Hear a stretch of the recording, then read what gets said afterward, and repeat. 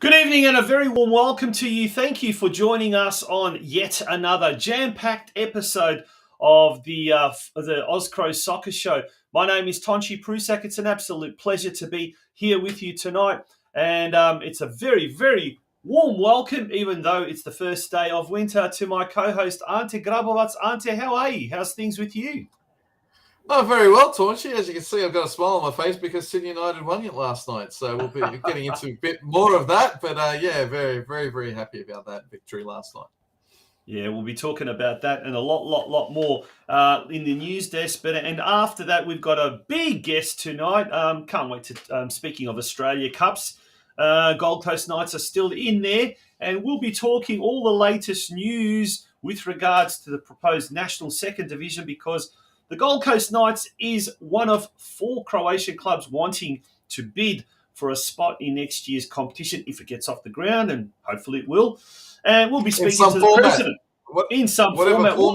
Whatever format. Champions League, tournament, Lightning Premiership, League, I don't know. But we'll the goalposts keep changing. The goalposts keep changing. We're in June, and this is meant to start in a couple of months' time. So here we go. Yeah, well, let's see. Anyway, we'll be speaking to the Gold Coast Knights president, ADRIAN PULJICH. He'll be joining us a little bit later on in the show, and they've got a massive game coming up on the weekend. It's first versus second in the NPL Queensland, NPL Queensland competition. But to boot, it's a city derby, the Gold Coast Derby. Gold Coast Knights travelling to Gold Coast United. What a game that's going to be. That's going to be this weekend, I think, Saturday or something like that. Yeah, huge. We all love a derby. We all love a derby, and so there's a lot there happening. Mate, what's happening overseas in Croatia? Woohoo! Celebrations galore, big crowds everywhere. It's the end of the season for the First Division, Second and Third Division culminating their seasons or climaxing their seasons this weekend. We're going to take a look at all of that. The futsal. If you thought last week was big, this was even bigger. Mate, there's so much to get through tonight. But unfortunately, we do have to start on somewhat of a somber note before we hit the news desk. We go to the Steel City, Wollongong, and in memoriam there for a man that was very, very popular at the South Coast United, Rudy Horvat, 81 years young. On behalf of Surf Coast United and the wider Croatian community in Wollongong, we wish to pass on our deepest condolences to the Horvat family on the passing of our club member, Rudolf Horvat. That's the message from South Coast United. And it's with great sadness that our beloved club member and passionate supporter, Rudy, passed away after a long illness. Rest in peace, Rudy. You will be missed by all. So on behalf of everyone here at the Oz Cro Soccer Show, to everyone at South Coast United, and indeed the Horvat family in Wollongong, our deepest condolences on the passing of Rudy, who was a very, very popular character down there at, what's it called? Ian McLennan Park? It is. Like that. Yes, that's their home ground, yes. Yeah. All right, we're going to take a break. When we return, Ante is going to lead the Australian-Croatian news, and there's a lot to talk about, folks. Do not go away. We'll be right back very, very shortly. But before we do, a big, big shout-out to our advertisers, business advertisers, Slavicek Studio Architecture, and Kosa Hair Studio from down in Melbourne, in Sydenham. So if you need a haircut in Sydenham Way, make sure you go down to Ned Tardler, and he'll look after you. Thank you very much, Ned. Thank you very much, Rob, from Slavicek Studio Architecture. Folks, don't go away. We'll be right back after this break with the news desk. It's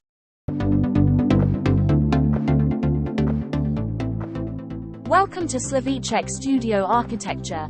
Our approach combines modern design with harmonious solutions tailored to your unique needs. We listen closely to your vision and turn it into a functional, beautiful living environment that truly feels like home.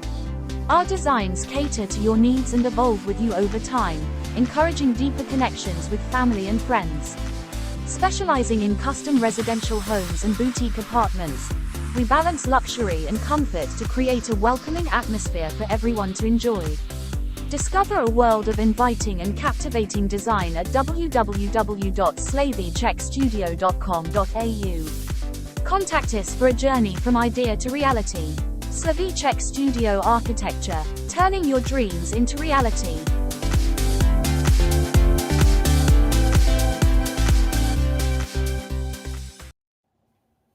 Vladimir, put us on the big screen if you're having dinner at the Sparking Grill at St. Albans. Put us on the big screen. Let everyone listen to us. That's exactly right. Well done, Ante. Mate, it's time for the news desk. Let's get straight away into it. Hey. Let's do it, indeed. All right, let's kick it off with the Australia Cup. Tonci, what a night it was last night. Sydney United, as we mentioned, were 2-0 winners, thankfully, against the team that has been a bit of a thorn in their side, that being NWS Spirit, and they're the team that beat them in the Waratah Cup last year, and we had a 2-2 draw earlier this year, so it was great. We'll talk a bit more about that particular match. We've got a couple of matches coming up next Tuesday, which is Tuesday, 6th of June, at Dalmatinets Park. Guelph are away to Cockburn, and also on Tuesday night, St. Albans are away to Heidelberg at Olympic Park. So that game's kicking off at 7:30 for all of you down in Melbourne. And then the following Tuesday on Sveti Ante, Tuesday, 13th of June at 7:30 p.m., Melbourne Knights are at home to Yarraville, and surely they should be able to get through that particular fixture and get through to the round of 32. Fingers crossed for that. But you never know, because upsets happened last night. Inter Lions in Sydney, who are a second division NPL team, ended up beating Rockdale City Suns, which is just cup sets all over the place. But it wasn't a Sydney Olympic. Didn't Sydney Olympic hold Apia for a while as well, or something like that? Then it eventually ended up going on to penalties or something like that. So went to penalties. That's right. You never know. Nah, yeah, that's why I'm a little. Yeah, go on. You're a little what? I was going to say I'm a little bit excited about that game next Tuesday. St. Albans have been having a horrid year in the NPL, but look, they're coming up against Heidelberg, and yes, Heidelberg, I won't say cup favourites down in Victoria, but they've been doing quite well. But you know what? Anything's possible in the cup. Anything's possible. Well, I mean, Heidelberg, yes, they'll be the favourites. They will be the favourites, but like Sydney United in their previous encounter against Northern Tigers, the Northern Tigers, division below them, took them all the way to extra time, and it was only 117th minute bullet by Adrian Vlastelica that actually gave us the win. So yeah, anything can happen in a one-off match. Tonci, but the first fixture that is happening in the Australia Cup this weekend is actually Canberra, Croatia, a big fixture. It's actually a massive derby against Canberra Olympic, the Croats versus the Greeks. And you've got a little bit of footage there, right? Yeah, so the game is happening this Saturday, 3rd of June at Deakin Stadium. It's actually going to be broadcast there on Bar TV Sports. But just today, Canberra, Capital Football had their, I guess you'd call it, they had a little bit of a press conference. And let's hear what Canberra Croatia captain Matt Grbiša had to say.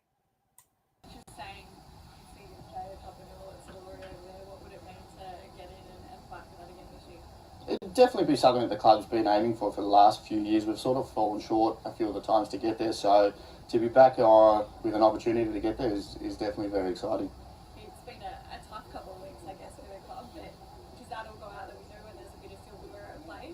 Definitely. I mean, it's clear that we're not doing so well in the league, but obviously, like I said, we're part of our sort of goals at the beginning of the year was to try and win this, and at this moment, obviously, we're still in a really good chance to do it. What hasn't worked the last couple of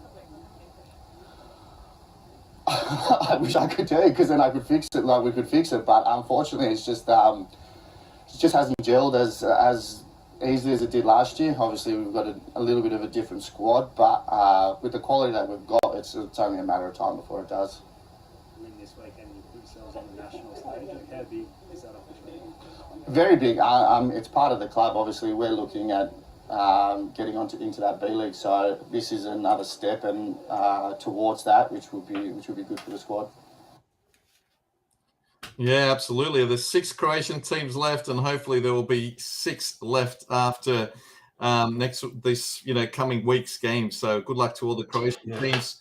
And Tonci, speaking of Sydney United, last night, of course, they won by 2-0, which we've mentioned before. Fantastic goal, first goal by Matthew Bilic, and I thought he was absolutely outstanding last night.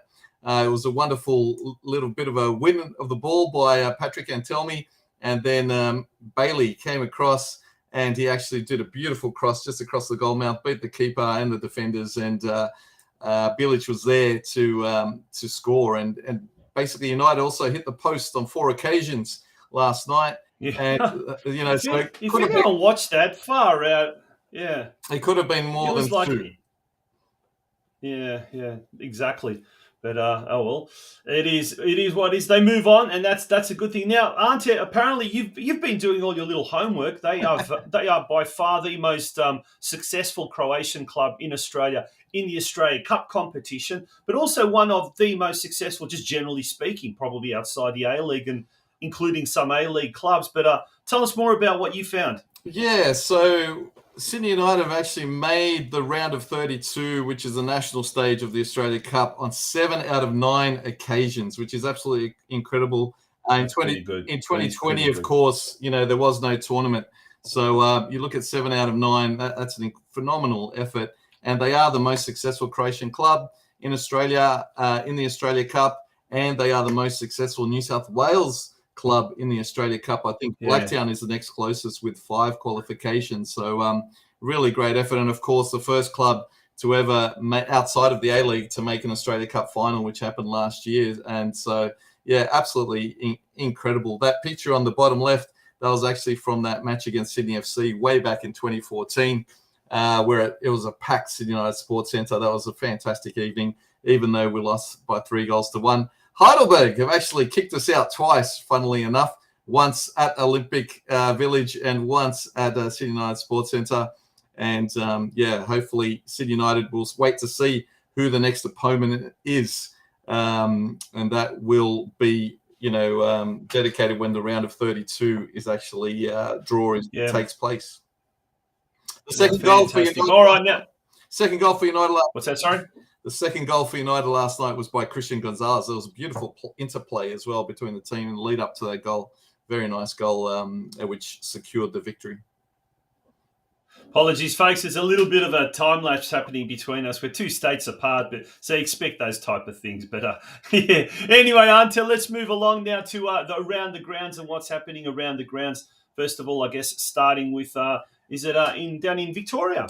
Yeah, absolutely. No, actually, we're going to Tasmania, was it? Sorry. Let's go to Tassie first. Yes, indeed. There was a thrashing. Glenorchy Knights, look at them go. 5-0 victory over Launceston. Fantastic victory. That brings them up to second position, 4 points off first place. And this weekend, it's second versus third at KGV Park. Get on down there if you're in Tassie. That is this Saturday at 4:30 p.m. against Launceston City. So go you Glenorchy Knights. Now over to Victoria.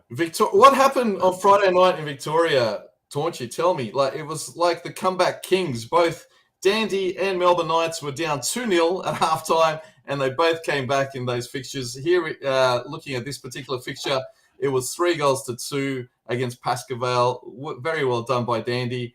And so that gives them that 4th position. As you can see, they're just 1 point off first position. It's so tight in NPL 2. Obviously, Dandenong would love to get promoted back to the NPL 1 division. And this weekend, it's an absolutely monster of a match. Second versus 4th. Tomorrow night, 8:30 p.m. at the good old Connor Reserve against Preston Lions. And, of course, Preston, as we know, have got a huge support base over these past couple of years. So that's not going to be an easy fixture, but hopefully the Dandenong City boys can get up in that fixture.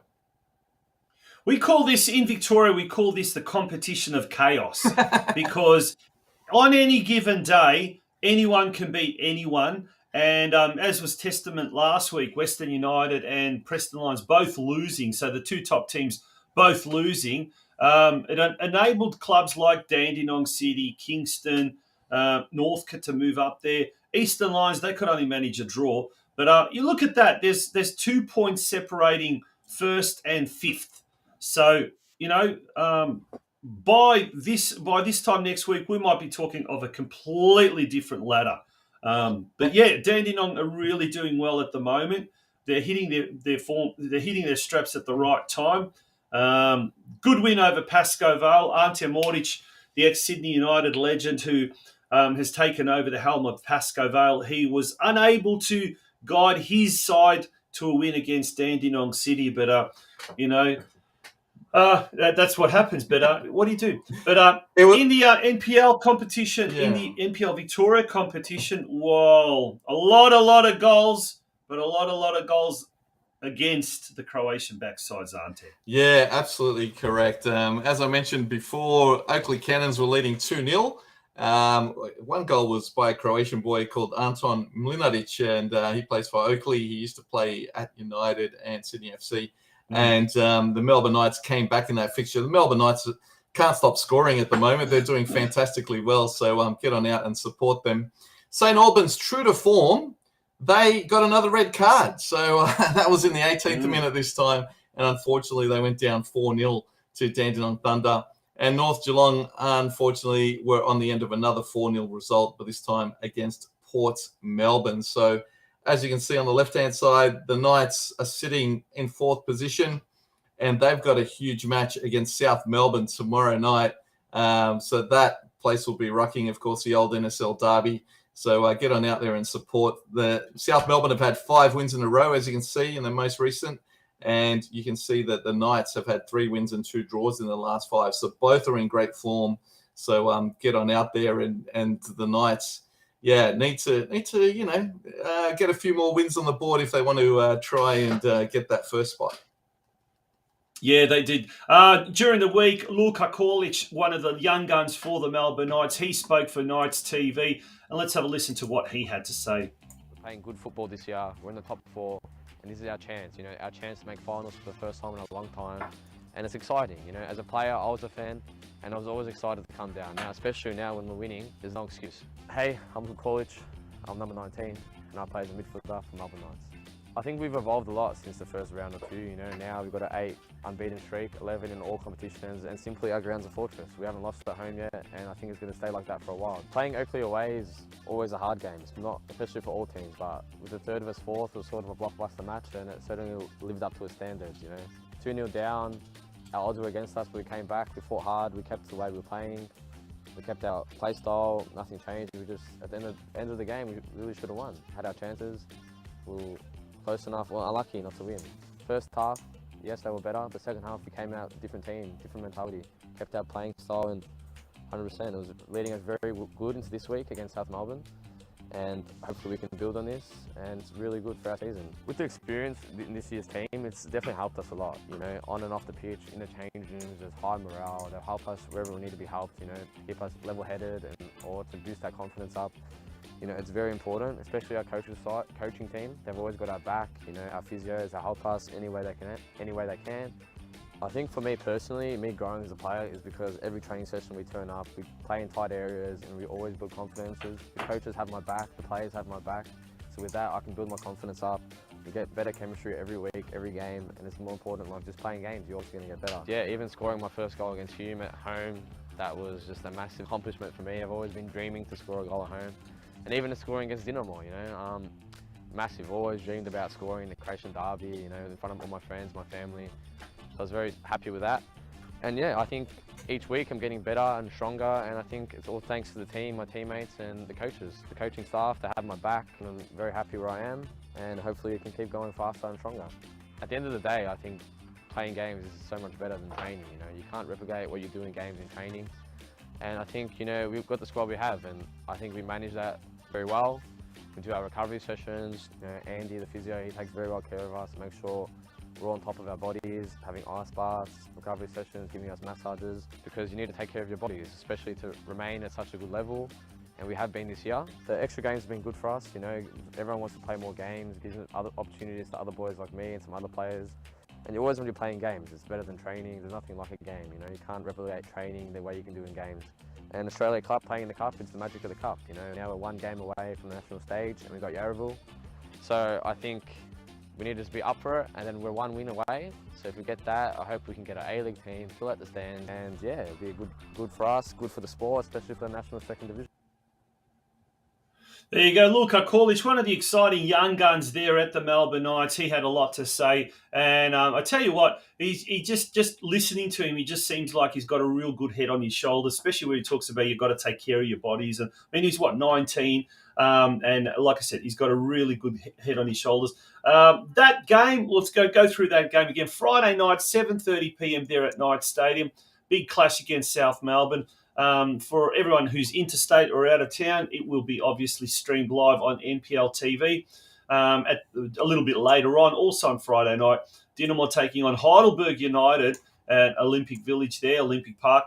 And that's going to be a curtain raiser to the Cup game. So that'll be interesting to see what happens there. But some really, really good big games coming up there in the state of Victoria in the NPL competition. Now, let's move along.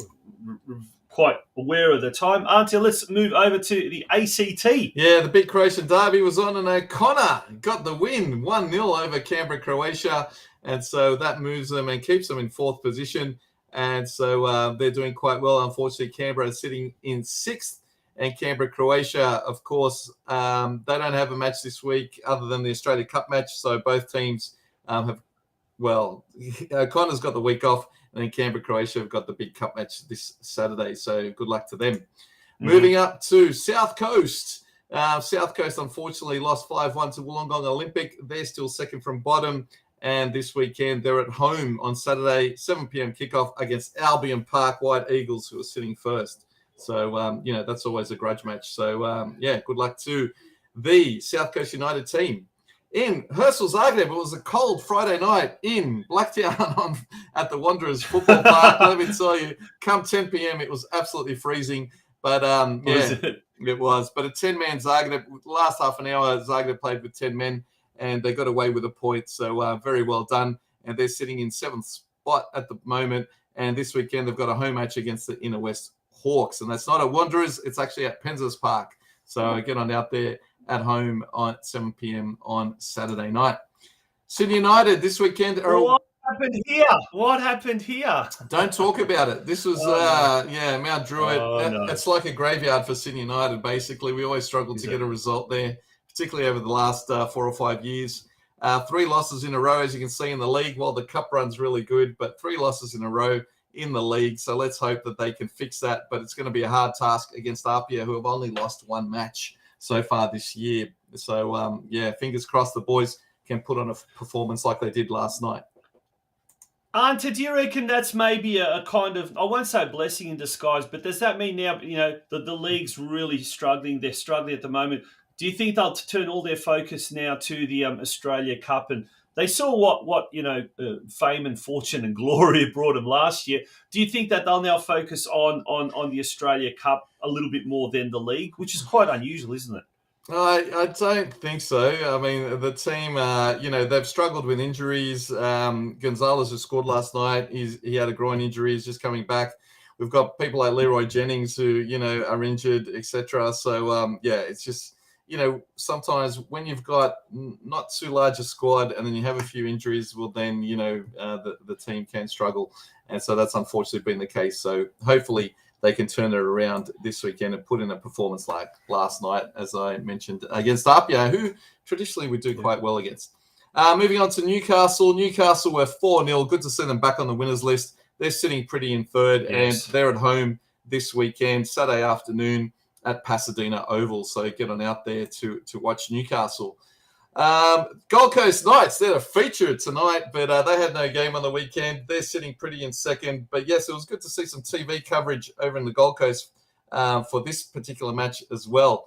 So this is great. Koplik Family Sports Park, This is first versus second. Saturday night, it is versus Gold Coast United. So, get on out there and support the Gold Coast Knights.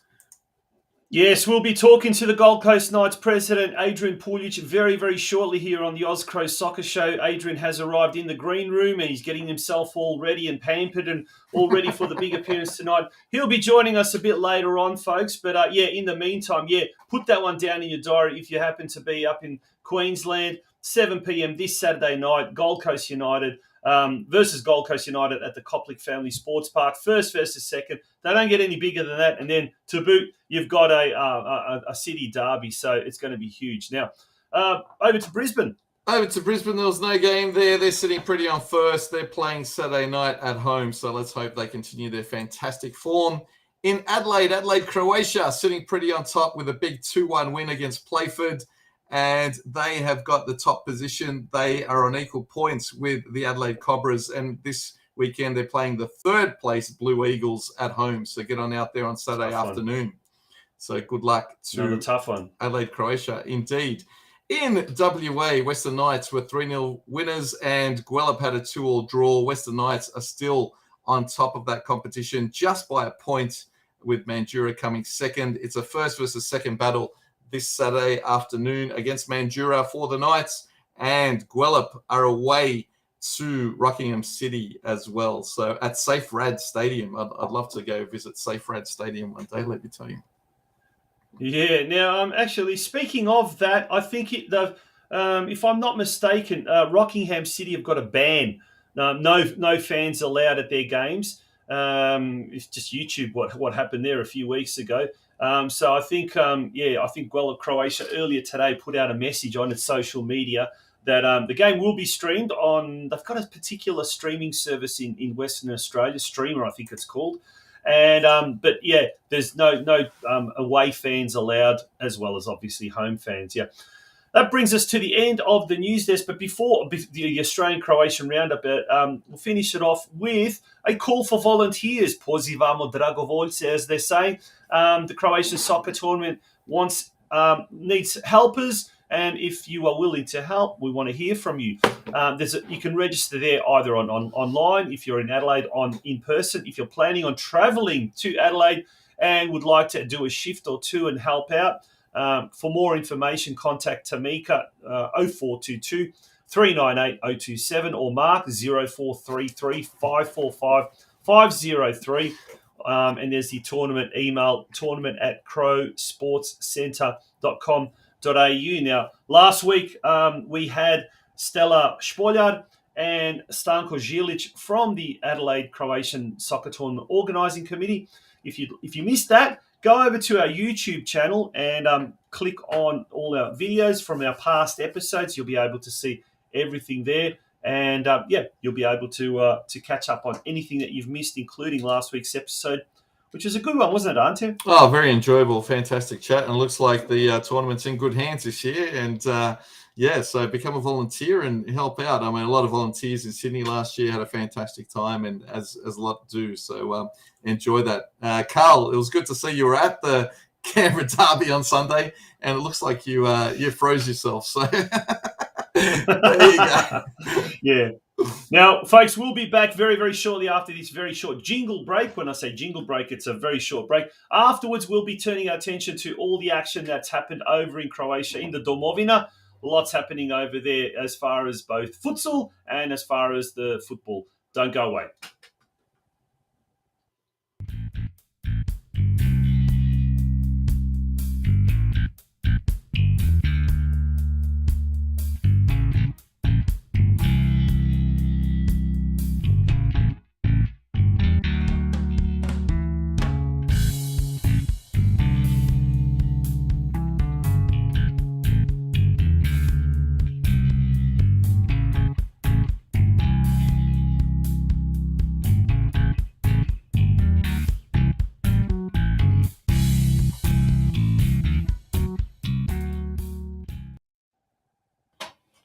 Good evening, folks. Welcome back to the Oz Cro Soccer Show. Can't believe it. It's already episode 9 of season 2, so 9 episodes this year.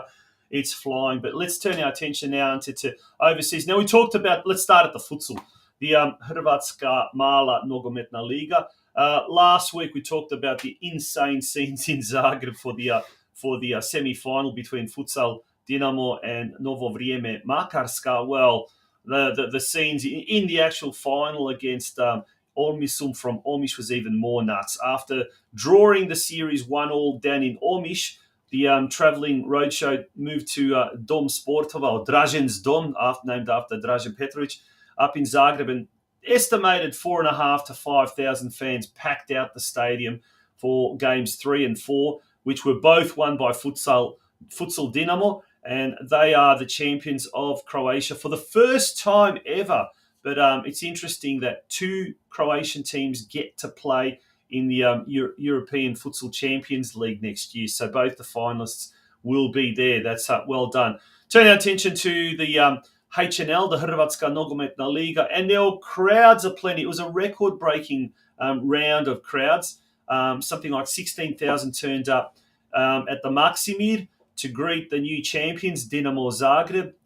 There was about 11,500, a record in Osijek, to take in the very, very last HNL League game at the Gradski Vrt. And then you had a further 18,500 fans, although, I don't know, the stadium was that full, the Poljud Stadium, at least the three quarters of the stadium. But we've got some footage a bit later on of Daniel Subasic, the legendary Vatreni keeper from Russia, 2018. It was his final game, and quite emotional scenes at the end of that game. And we've got some footage of that. But yeah, that was an incredible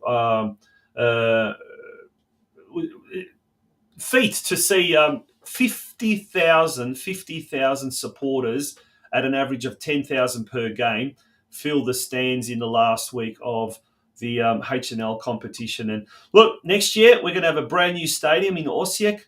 Hopefully there'll be other stadiums that are going to be renovated and maybe not constructed, but certainly renovated. So spectator amenities should be, getting on the improve. So hopefully this will not be an exception. Rather, this will be pretty much the rule of thumb, the norm that we're going to get good crowds each week in, week out. That'd be the great. But yeah, it would be, wouldn't it? All right, let's move first of all to the actual competition itself. Now, I mean, if we actually while we're there, well, let's look at the crowds as well. Hajduk's crowds. Now, this is we all know Hajduk is the most popular club in Croatia as far as supporter wise. But that figure there, in total this year, 338,000 fans at an average of 16,900 attended Hajduk's games. When you consider the average probably was around about 3,000 per game in the HNL. That is quite an amazing achievement. That's pretty incredible. There's the results of the final round. Varaždin Lokomotiva 0-0. Osijek Rijeka 1-0. Dinamo Zagreb destroyed Gorica 4-1. Istran Slaven 1-0. And Hajduk defeated Šibenik 3-0. So Šibenik unfortunately moves to the second division. And Dinamo are the champions. The goal debut, Marko Livaja for the second year running, 19 goals. Matija Frigan from Rijeka, the young fella, he's an up-and-coming player. And I'll tell you what, Ante, it was good to see Ramon Mirez back in the goals. Now, he's from Osijek. He's been there a few years there, and he went through a real lean spell. But this year, he started to hit really good form. And particularly the latter part of the season. And there's a list there of the assists as well. And there's a rather emotional picture of Daniel Subasic at the Poljud Stadium. After he got substituted on 24 minutes, he went to the Torcida where they were on the northern stand, and he actually hung up this top that he always used to wear underneath in memory of his former teammate who died in a football match when he slid and hit his head in Zadar on the concrete terraces, Hrvoje Čustić. And he's had his memory and his presence follow him throughout his football career ever since. So quite a touching moment that.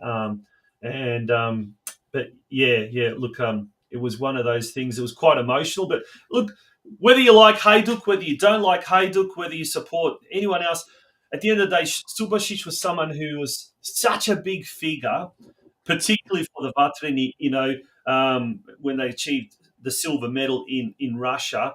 And it's quite an incredible career has come to an end. But Silva, he well did done. terrifically well. Of course, in that final, unfortunately, he was injured, and who knows what could have happened if he wasn't. But that's the way it is.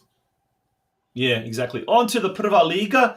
Rudeš, they're the champions. They come up against Vukovar at home this weekend, but as they call it in Croatia, Revijalna utakmica. It's pretty much just basically a chance to celebrate the championship. They've won it, 4 points. They can't be dethroned, and they're on their way to the Croatian league next season, or the HNL.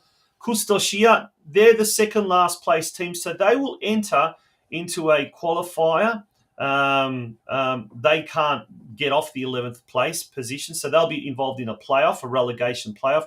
And unfortunately, Hrvatski Dragovoljac, they've just slid into oblivion after last year getting relegated. Yes, relegated from the HNL. The Druga Liga, remember, this is like the third tier competition. This is going to be absolutely phenomenal on the weekend. You can't get...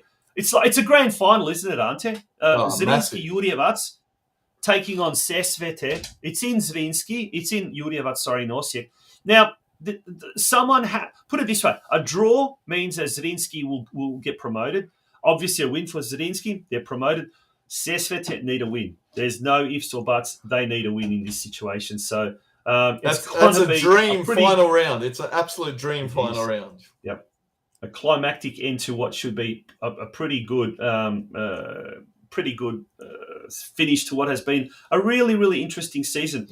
Back to the Prva Liga. Now, according to SofaScore,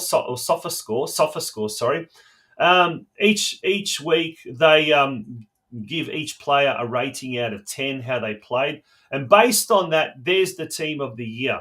Interesting. 7 of those starting 11 are Dinamo players. 2 are from Hajduk. One's a former Hajduk, that's Intoni Teklic from Varaždin. And then you've got Krovinovic and Livaja, the 2 Hajduk players. And Majkic from Istra Pula holds the record of 17 clean sheets this year. So fantastic. I reckon it's going to be a few of the big clubs coming to knock on his door, that's for sure. And they'll be looking at...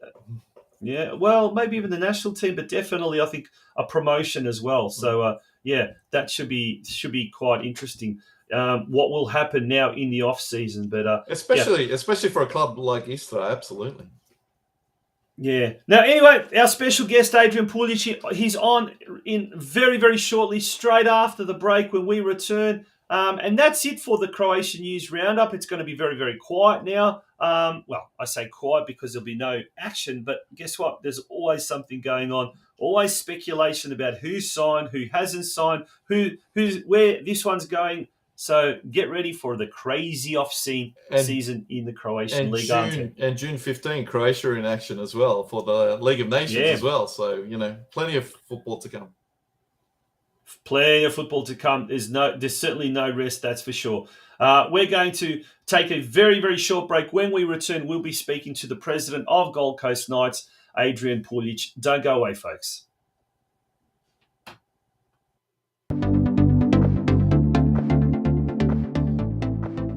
Welcome to Slavicek Studio Architecture.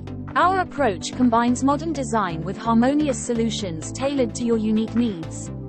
We listen closely to your vision and turn it into a functional, beautiful living environment that truly feels like home. Our designs cater to your needs and evolve with you over time, encouraging deeper connections with family and friends. Specializing in custom residential homes and boutique apartments, we balance luxury and comfort to create a welcoming atmosphere for everyone to enjoy. Discover a world of inviting and captivating design at www.slavicekstudio.com.au. Contact us for a journey from idea to reality. Slavicek Studio Architecture, turning your dreams into reality.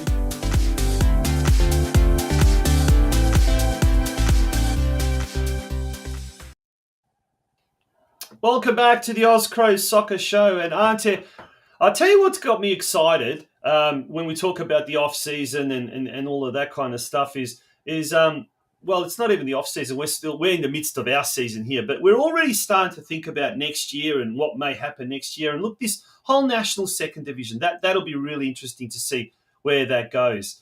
But our next guest might be able to give us a little bit more information about where we are at the moment, because everything seems to be kind of lagging. But it's an absolute pleasure to bring onto the screen and a return to the Oz Cro Soccer Show, ADRIAN Puljich, the president of Gold Coast Knights. How are you, Adrian? Morning. Well, good evening, boys. Thanks for getting a bit excited. So thanks for having me.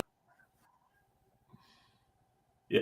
It's an absolute pleasure. Oh, geez, we've just gone frozen. I hope that's not a good sign. Where are you? It's morning. Don't tell me Gold Coast. No. I actually don't know where I am lately. So traveling a fair bit and trying to get my soccer fix.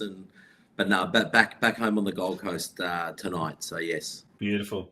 Awesome. Let's talk about the Gold Coast. We'll talk about the National Second Division a bit later on, but let's talk about the Gold Coast Knights, mate. This weekend, huge game coming up. First versus second. Doesn't get any bigger than that, hey? Yeah, it's massive. Look, it's been such an interesting season for NPL here in Queensland. A lot of the teams have really shook up the ladder. So Football Queensland made a decision to make a football pyramid, which has enabled the stronger teams to rise up to the top and the weaker teams with less ambition to fall away to the lesser leagues. So as a result of that, we've seen some of the perennial mid-table teams starting to pop up and make a real go of it. So if you look at the last couple of years at the top four, where the top four currently sit, it's only really Gold Coast Knights that continue to maintain a status in that top. Even looking at your ladder now, Olympic FC are at the bottom of the ladder. Peninsula Power not too far off it as well. And Lions, there or thereabouts, having a bit of a stop-start year. So it's good to see football, particularly in Southeast Queensland, the Gold Coast, doing so well. It's very rare to see two Gold Coast teams when you look at our population size compared to Brisbane. Yep. So we're very proud, obviously, to represent the Croatian community, and we're a small community, but we're a very proud community. But also to represent the Gold Coast in general. We're very, very much underrepresented for the type of players that we produce. And having a coach like Scott McDonald must help as well. He seems to be very committed to the cause as well, doesn't he, Adrian? Yeah, Ante. Look, he's a phenomenal coach. He's a details man. Loves the club, loves our people, loves the challenge. Gold Coast Knights always has a target on its back in this league. One, because we're ethnic. Two, we're from the Gold Coast, so we shouldn't be doing what we're doing. And Scott, obviously, he's had quite an interesting past with the Socceroos and had a hugely successful career overseas and legend across a number of clubs. And he's brought that discipline and attitude to our club. And he's mentoring a few. There's a few players in this squad that will go places and potentially go forward and represent the Socceroos in the later years. Well, we saw that slide there. He was voted Coach of the Month for the month of May. And Adrian, that's, I think, the second time this year that he's been Coach of the Month. Is that right? Yeah, it is. And all credit to Gray Pittick. Obviously, Gray Pittick with Gold Coast United has done a tremendous job there, our crosstown rivals, in producing what is an average team sheet, but a tremendous job, and where they've just grafted all season so far in the first part of the season to get to where they are, and they deserve it. They deserve it to be in that first position. So Scott's done a fantastic job. We went through some big changes and made some big decisions at the club. We obviously have some big ambitions, which you touched on earlier, and it's exciting. It's an exciting future for us, and there's no what football does for the Croatian community on the Gold Coast and Brisbane. We feel like we must succeed. We have to succeed. Yeah, love that attitude. Absolutely. And your female presence is quite strong on the Gold Coast as well, isn't it? Female football's growing, and Gold Coast Knights are at the forefront, aren't they? Yeah, look, we've made a big play into the women's game and the girls' game. We've actually got probably the next Sam Kerr in the making in Shelby McMahon, who's coming through the ranks, who's actually playing in the boys' division. She captained the young Matildas and scored away to Chinese Taipei only a couple of weeks ago. And then in our seniors women's space, we've got girls that have dropped down from the NPL to play in what is essentially our third division. Because of the football pyramid, our girls have had to start from the bottom and work their way. Mm-hmm.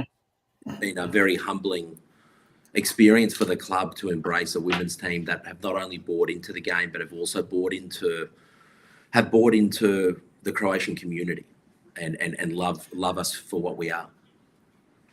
Now, they've got a game on tonight, is that right? A cup match or something? Do we have a progress score of that one? We do. So it was 1-0 against Mitchelton, who's in the NPL. So the girls are winning 1-0. So our well done with a sublime goal to put us ahead there. So we're the only team from the Gold Coast and only team from the lower leagues to still be participating in that Queensland Cup competition. Brilliant. It's great to see. Adrian, what Ante, what made you get on the committee and become president? I mean, it's not an easy thing to do, but obviously you're having great success. But tell us a bit about the background to that. Ante, look, I've had the opportunity, obviously, to grow up like many of us Australian Croatians here, and we've grown up and we've had football, we've had folklore, we've had community. That whole Zajednica type aspect has been such a pivotal part of my life that shaped me to who I am today. And I think to a degree, as we become more multicultural and embedded within the Australian fabric, we sometimes lose that sense of belonging. And we see in our clubs today almost work stress, life stress, family stress, deal with that, and you need to bring people back to the clubs, and football does that. Boy, girl, man, woman, football does that. You're not relying on a Sveta Karta Zabava to bring people back every week. On at the club, and it unites us. And on the Gold Coast, we need that. There's so much to do on the Goldie. Like, look at all of our national sports. The Titans are broke. The Suns are getting pumped with cash just because we're not a big spectator city. There's so much to do on a Friday and Saturday night. We really struggle for airtime, and that's further compounded for our community. We need to provide them something, and that something is football, and we need to be winning. Gents, during the week, I was just, as part of the research process, I was looking at all the Australian Croatian clubs on social media, and, they put their various posts up. And it's just great to see so many kids, like third-generation Croatian Australians or Australian Croatians, starting to come through the ranks and getting involved. And I guess, Adrian, you touched on that, how important it is to have these things like, for the young ones. But how important is that for the Gold Coast Croatian community, the juniors set up? And look, obviously you're an elite club. You're one of the most elite clubs in the state, not just the area. But it's also a community club. How are you finding the third, fourth generation Australian Croatians? Are they coming through the ranks? Are they getting involved? Their parents getting involved, returning to the club, all of those sort of things? Yeah, look, it's a very good question, and I'm proud to say that they are. We're seeing this younger generation coming through with their kids now, and we've got some very good people involved in our club. Obviously, we've got Andrew Buttershich, who's an ex-Melbourne Knights boy. He's played his football overseas. He's got his son there who's showing some amazing signs, promising signs for his future to follow in his father's footsteps. In the girls' game, we've got Jessica Barac coming through as well, who's had a taste of senior football. And we've even got Andrew Bogut, an Australian basketball legend, registered. They're bloody as tall as him. They look like they're 26 playing under fives. It's good to see, like we do. That's awesome. And it's bringing the Croatians together, and that's what football. Yeah. You don't have to play football to still be touched by what that does for community, and we really play on that as much as we can to keep people coming back. Yeah, Brilliant. That's and awesome. Gold Coast being an ambitious club, and Josip Zilic has just put a question in regarding you mentioning previously that you weren't interested in the second-tier competition, but Gold Coast have put their hand up. So what's changed, Adrian? And tell us about the ambitions for the second-tier competition. Look, the national second division's an interesting proposition, and I think we have to be cautious as a footballing community, not just as a club, about what this will mean for us and for the second tier in general. It's for us, ambition is important. The club needs to continually get better and better each day, and being able to express an interest in that national second division and bring football back to the Gold Coast. And what makes us unique at the Croatian club there is we own our venue. It's a private venue. Football on the Gold Coast doesn't get the airtime, and not many people know, but from the Commonwealth Games that occurred in 2018, football was the only sport that had no legacy item given to it from the games. So other sports were given facilities, improvements, upgrades. Football was the only code not to be given anything.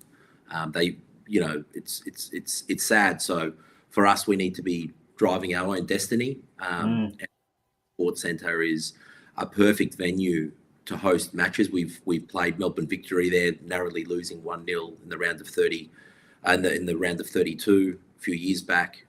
We've had the Surf City Cup where we've had Perth Glory. So we've had A-League teams there. We know what's needed. It's a 660 lux field, and we've got infrastructure there that can support football, and we've got the staffing, and as you point out, our NPL academies, our community aspect, we're ready to go. He's there, and we just need to be able to support football and give Gold Coast something to cheer for, and hopefully show clubs down south that the Queensland clubs are just as good, if not better. Where are we, Adrian, with that? We had the last process was 32 clubs whittled down to 26, and now there's that expression of interest phase which starts to hot up now. Where are we with that as far as realistically getting closer and closer to that end goal of an actual national second division?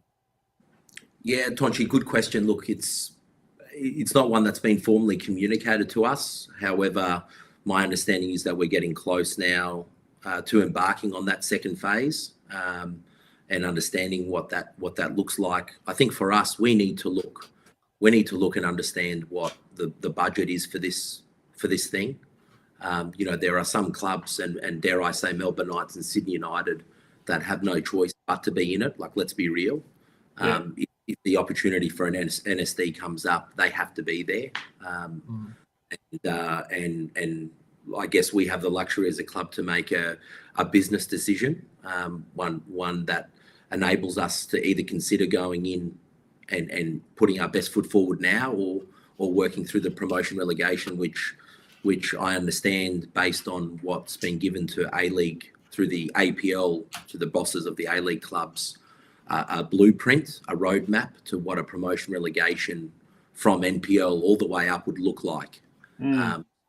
There is movement there, and I'm sure it'd be welcomed by everyone from the AAFC and club land, NPL land, and football needs that, because we are the only sport that has that strategic advantage, where a Gold Coast Knights, for instance, can play a Melbourne Victory and almost knock them off.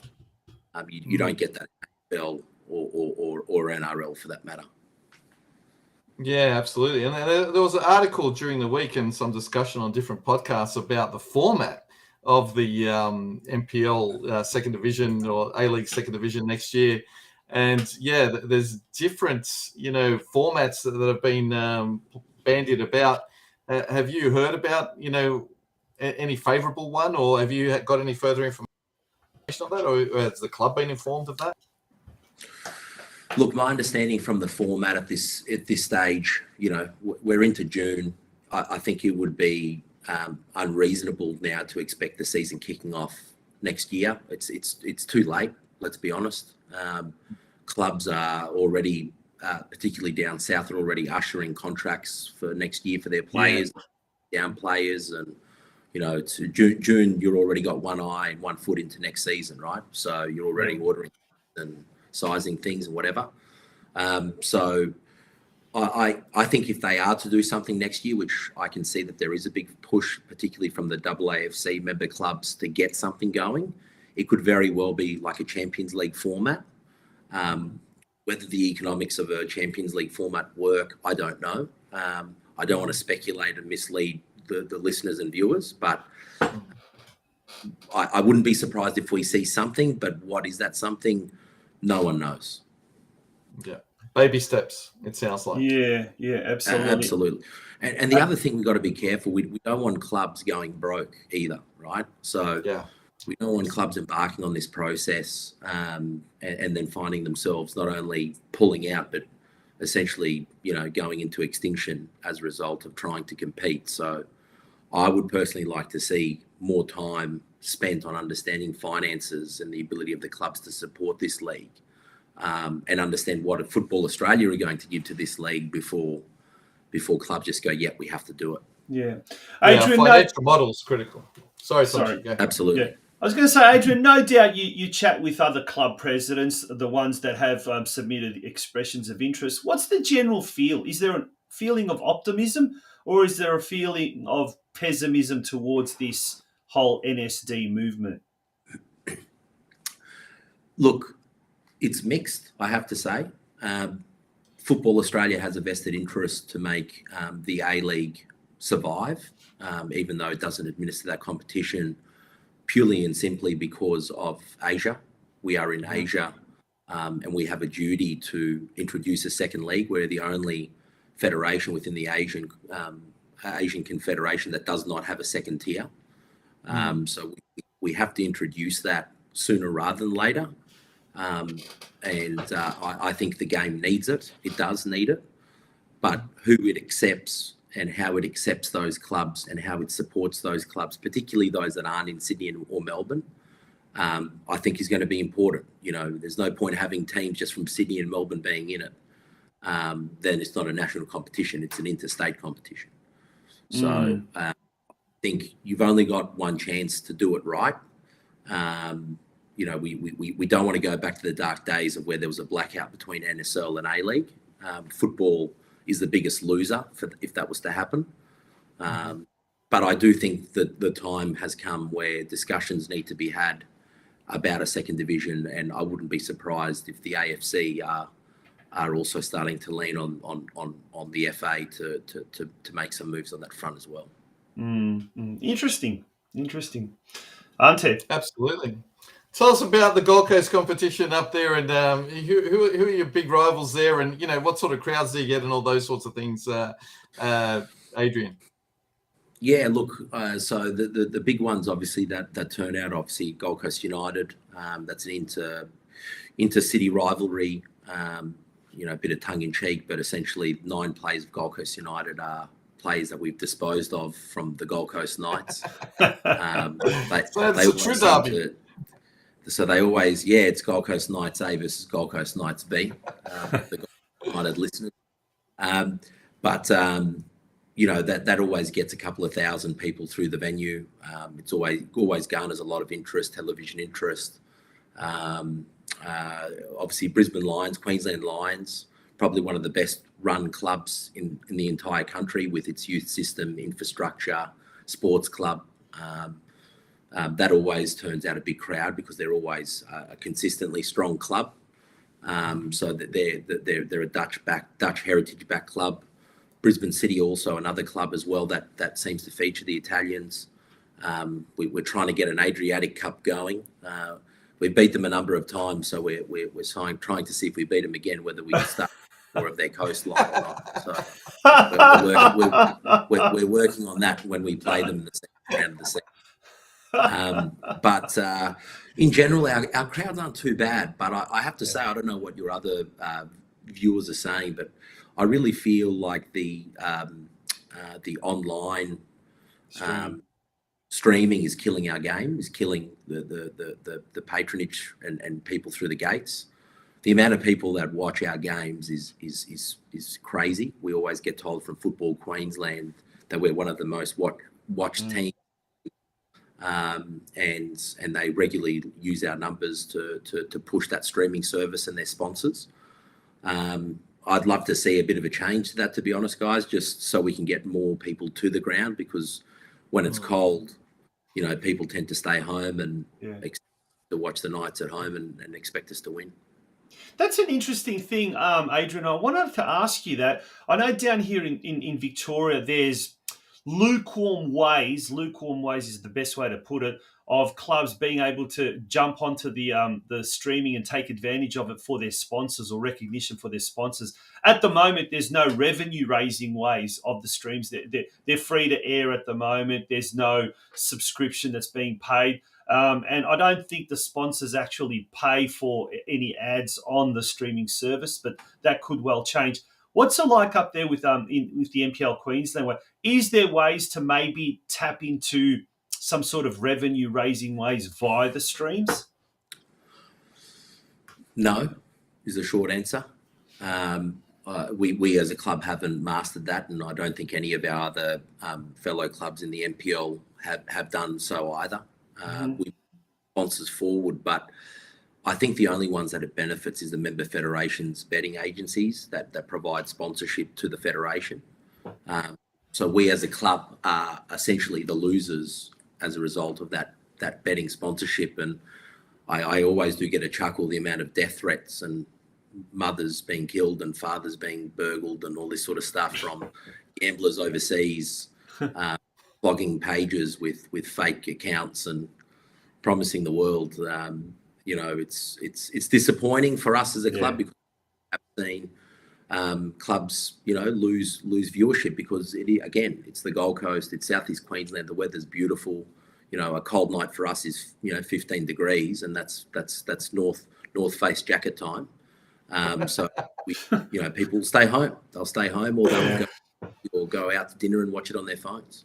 Yeah, exactly right, Adrian. I mean, and that's the critical, going back to the second division, the television and the subscription service, or how it's going to be televised, will be critical to that, because, how will the club survive? I mean, a away trip, the fans want to watch a team playing in New South Wales, etc. So that will be critical to that. And we haven't heard anything about that, have we? No, we haven't, and it's a prime example. We'll send our first team down to the Adelaide tourney. That's going to cost us, close to $25,000 to put the players on a plane, fly them down to Adelaide. Fair enough, we're housing them for a couple more nights than what we usually would, but let's be honest, it's still going to be that circa into $20,000, and we're expected to do that every second week. So it will be interesting to see how we raise that revenue. What the proposals are. The AAFC is spruiking that they have a naming rights sponsor, but who knows? It's all speculation, and I think more work needs to be done. And I'd like to see clubs get together, be outside of that FA sphere, and sit down and say, right, and have an honest discussion and say, is this viable? Because if we get this wrong, we are stuffed. Yeah, this is an interesting conversation we're having with the president of the Gold Coast Knights, Adrian Puljich. Adrian, thanks once again for joining us on the show. We've listened to Pavel Yusuf on the show earlier this year, and he had that viewpoint from the Melbourne Knights, and now you're talking from the Gold Coast perspective. And it's one thing that correlates is that fiscal responsibility, I guess, is that you just don't want to go into something like this. And if it's going to be bunar bez dna, as they say in Croatian, the bottomless well, there's no point to it. Yeah. Alternatives. If you decide that the national second division isn't your course of action, are you happy with where the NPL Queensland competition at the moment is heading? Or where it is at the moment, I suppose? Yeah, look, I am definitely. I think where we are at the moment as a league, we have Southeast Queensland is Australia's fastest growing region. We have so much migration coming into the state. Families, young families, working families are coming to, which is exciting for this region. We've got Olympic Games coming up. Serious doughs being spent on the state to get us prepared for the games and to essentially see us grow up, just like what Sydney did back in 2000. I think our league will only strengthen. I think we're definitely more appealing even for southern players. We've seen a lot of Victorian and New South Wales NPL players start to find homes in southeast Queensland. And, you know, we know Joey Knowles. Joey Knowles, a standout player, cannons, banging goals in for fun. He's come up to Brisbane Roar, sadly been released by Brisbane Roar, and was keen to stay in Queensland. I think there'll be news on his contract.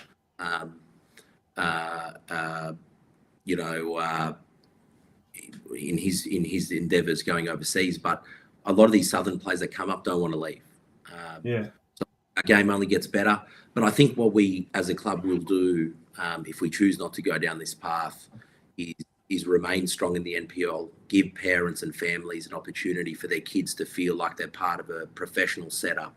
Yeah, players, develop our Croatian kids, and see what happens. If there's promotion relegation in the 2030s, the Gold Coast Knights will be there. Fantastic, great stuff. Speaking of development, are there a couple of boys or girls that you've got? You know, you mentioned a few girls there that are up and coming, maybe in their 16s, 18s, 20s, that, you know, have got potential. Yeah, out of the Croatians, like we've got Ante and Tonci. Any of the youth? Mm-hmm. Yeah, we do. We've got Becky's kid Jordan as well, Bekovac, who's a shining light that's got the interest of a few clubs, and definitely got the interest of Scotty McDonald to start playing some more senior football.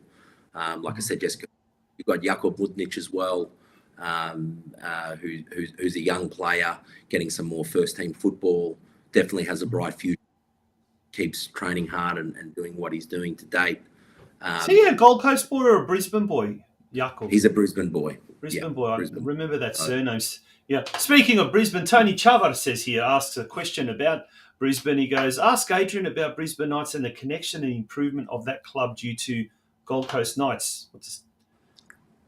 Yeah, so look, Brisbane Knights has been through a bit of turmoil over the last couple of years, and a massive shout out to the committee in Brisbane, who've done a absolutely phenomenal job since I handed the reins over to continue improving their football culture and their juniors. The club was a day away from losing its license. Really? Yeah. And we came in and put some money in to get rid of the overdraft, and had to get some lawyers involved to get the Office of Fair Trading to allow the registration to continue. So we saved the club. We saved the club literally on the day of its losing its trading license. Incredible. For me, it was the only way without getting involved in their politics. I wasn't interested to get involved in politics. Again, football is what unites everyone, and that's what we sought to do. We survived. We played that season, and it's only gone from strength to strength. And you rightly point out, they've made some decisions there, and with Marinov coaching there, and some of the staff in the background assisting them. Only positive for Brisbane, and we'll continue to support them, and we don't want to leave them behind. But when we look at that ladder, and they're sitting pretty on top with 11 wins from 11 games in Football Queensland Premier League 4 Metro, mate, that is fantastic. I mean, to be honest, I don't know where that lies in the pyramid there, FQPL and Metro, but 4. So obviously they'll be promoted to next year, but that's awesome. It is. Like I said, only a couple of years ago, we were trying to, we had to save them from the jaws of closure. So to see them where they are on the ladder, they've got some good Asian kids there at the club, and some good backers there supporting the club. They've got some great juniors that have come back into the fold, and they're trying.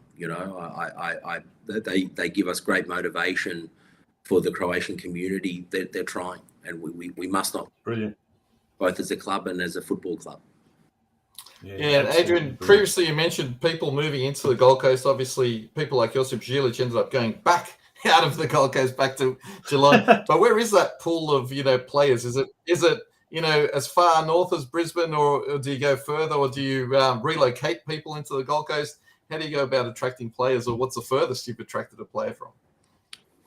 So Gold Coast benefits from so soccer on the Gold Coast is the largest sport by way of participation. So there's in excess of 11,000 registered soccer players, boys and girls, on the Gold Coast. And our reach as a club extends as far south as Lismore.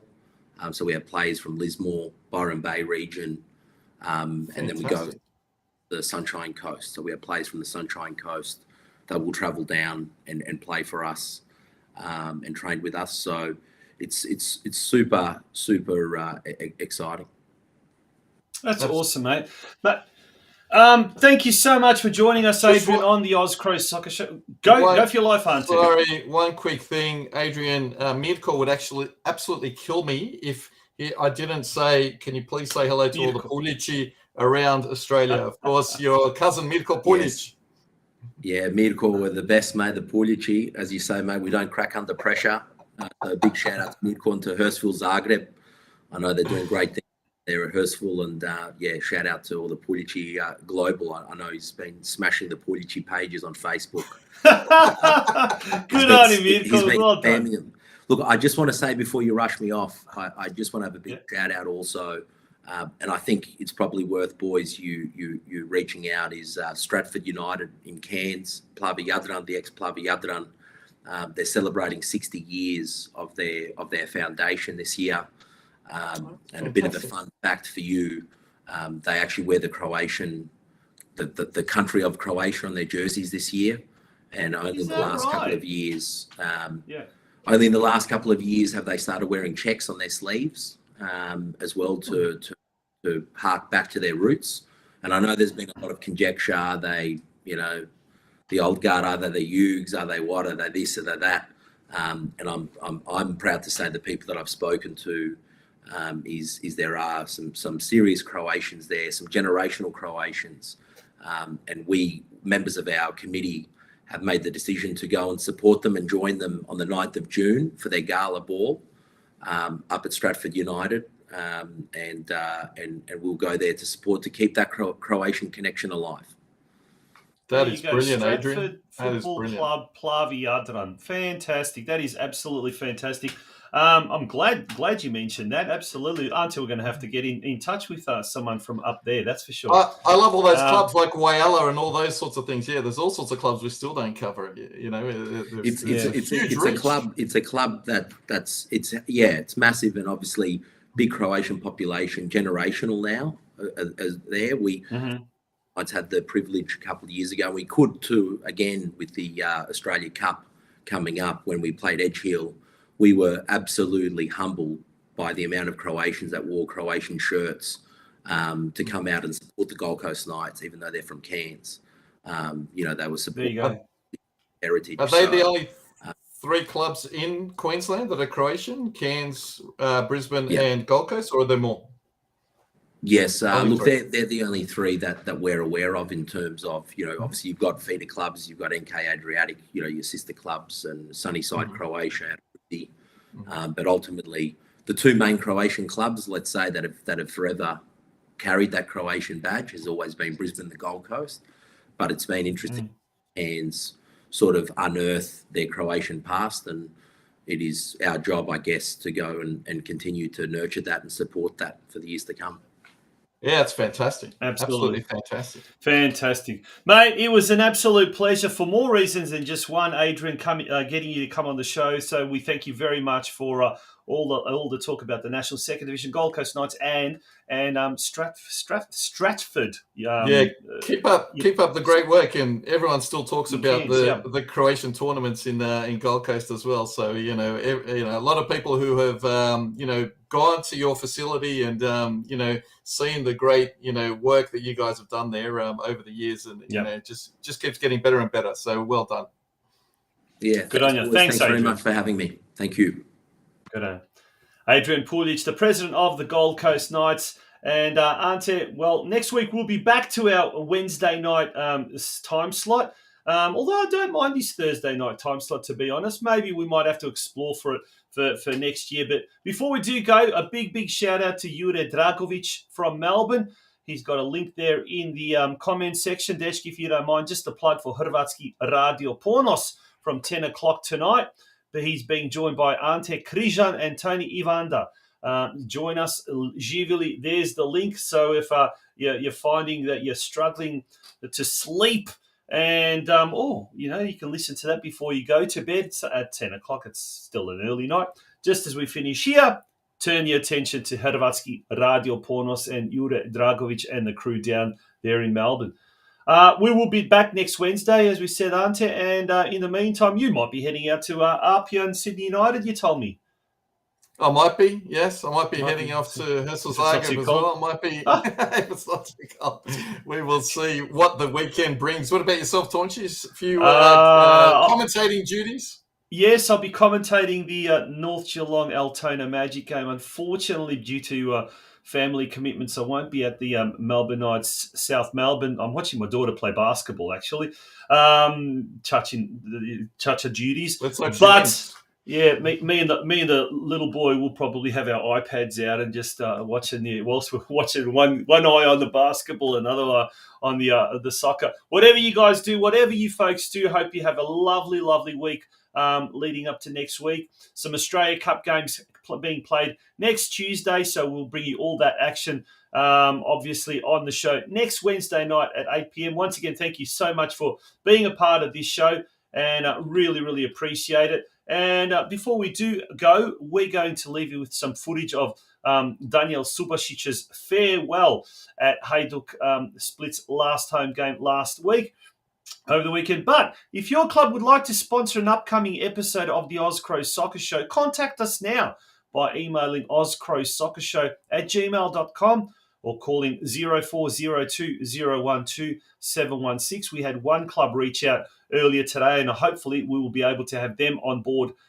in weeks to come. And hopefully we'll also be able to get we do have to have Guelph, Croatia and Western Knights as part of the sponsorship deal arranged through Slavicek Studio Architecture. So we hope to have that happening in the next few weeks and months. Lots happening, Ante. Never stops. And thanks to everyone for the fantastic comments this evening. It's been, I can see people replying to each other, so that is excellent. Yeah, well done. Thank you. Awesome. Good night, folks, and we'll see you next week. Bye-bye.